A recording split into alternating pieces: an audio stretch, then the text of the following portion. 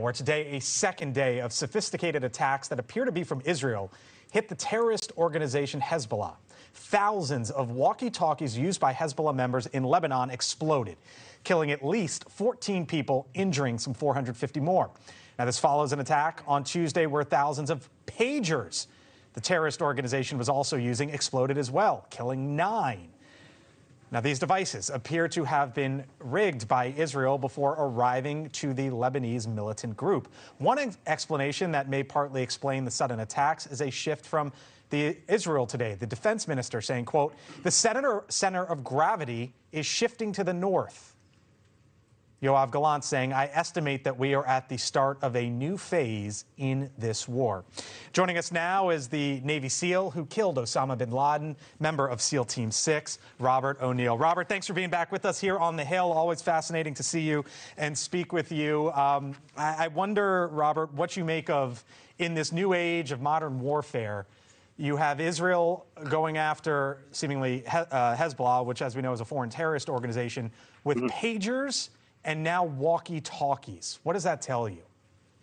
Thanks for having me back, Blake. What that tells me is that they are moving from the south to the north, but this is like a really precise pre-assault fire because they know where these walkie-talkies and or pagers are going. They know that they're going to the terrorists. So when they're going to maim them, they're going to kill them. They're going to just strike fear into their hearts right now, because not only are they taking away their ability to communicate, because, you know, they got rid of cell phones. They thought they'd get smart and go to pagers, and then they set the pagers, and then knew they would switch to the walkie-talkies. They blasted them off. What should scare Hezbollah is that means they're in their supply line, and in order to get that into that supply line, it means there's collaborators, which is a good sign, because the only way to get rid of these terrorists is from within. And if you get the locals, and if we can keep our promises for a change, that's the way they're going to beat it. But Hezbollah is really hurting right now. They can't plan. No one's carrying anything. They're scared, and they should be.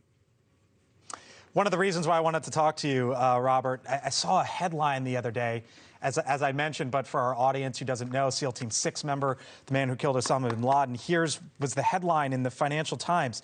U.S. Navy SEAL unit that killed Osama bin Laden trains for China invasion of Taiwan. Is SEAL Team 6 getting involved with this? If so, no. Why do you think that is? Or is this just pure deterrence?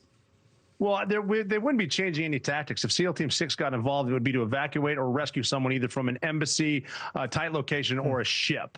But if China invades Taiwan, there's so much more than just SEAL Team 6. You got to think of the logistics to get the troops there, to the ships there. Right, and that's why, yeah, that's why I was curious as to what their involvement could be. We're going to need a lot of fossil fuel.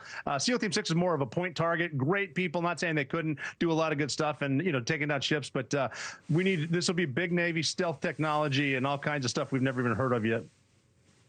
So is this planning for the what if things go, you know, south as in potential war? That's always the case in what you plan for. Are they kind of planning for the what if indeed they are? Well, of course, and they've been planning that for a long time with our allies, especially Australia and Japan over in that part of the world, because they have interest in, the entire world has interest in China not taking Taiwan, and they've been planning it. But a lot of the plans aren't going as well as we'd like them to. The good news on that side is we don't need to tell you the truth either. Maybe we're winning 20 in a row. So it's they're planning. We've got the best Navy in the world. I know that from personal experience. I'd hate to see it happen, but yeah, we can pull it off. It just wouldn't be SEAL Team 6 alone. There's only a few hundred of those dudes. Got it. Let me leave you with this. Do you think, or here's a better way to put it, how safe do you think Donald Trump and the presidential candidates are right now, Robert? I think they'd be safer if they hired private security. I'm seeing a lot of either inside job or incompetence at levels I wouldn't even, I mean, I would have fired everyone on my team, including myself. It's not looking good, but I hope there's stuff behind the scenes that we don't know now. Robert O'Neill, thank you so much again. Thank you for watching. And make sure you go to joinnn.com to find NewsNation on your television provider. And don't forget to click the red subscribe button below to get more of NewsNation's fact-driven, unbiased coverage.